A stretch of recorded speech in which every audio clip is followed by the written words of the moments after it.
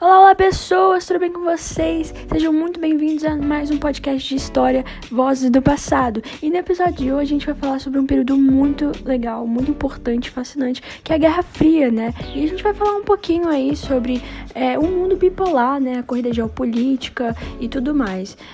E para isso a gente tem aqui uma pessoa muito especial, que é a historiadora Fernanda Pupin. E ela, gente, vai nos ajudar a entender melhor esses temas.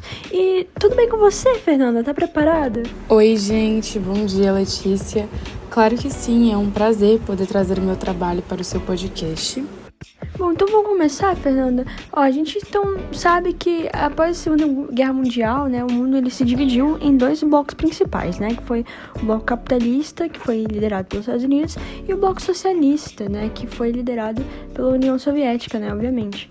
E, Fernanda, você pode falar um pouquinho pra gente, pra começar, como é que essa divisão mudou a política e a economia global daquela época? Bem, então, essa divisão ocorreu em dois blocos pós a Segunda Guerra Mundial e teve um impacto profundo na economia global, geopolítica, política, relações internacionais, como a Guerra da Coreia e do Vietnã, né? E em diversas questões. O bloco capitalista formou a OTAN, o bloco socialista criou o Pacto de Varsóvia, e isso solidificou alianças militares e políticas da época que influenciou, né, nas relações internacionais. Então é tudo bem interligado.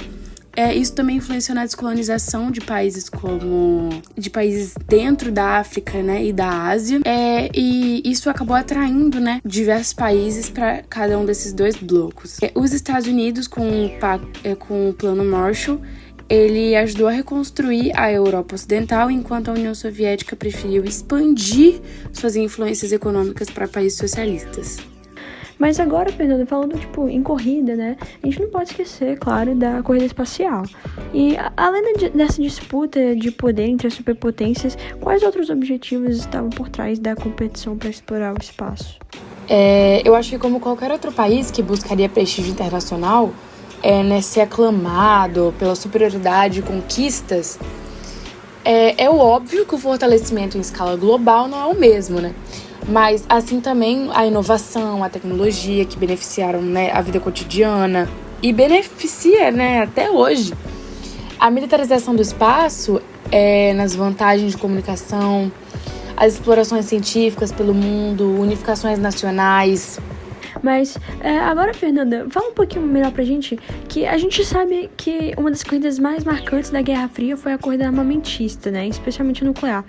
E como é que essa disputa pelo poder nuclear e o medo da destruição mútua ali afetaram a política interna e externa desses países? Bem, na política externa, a diplomacia de contenção, ela era basicamente para limitar a expansão do adversário e resultava nas intervenções entre conflitos regionais, alianças estratégicas, ocorria muito bem as negociações de desarmamento.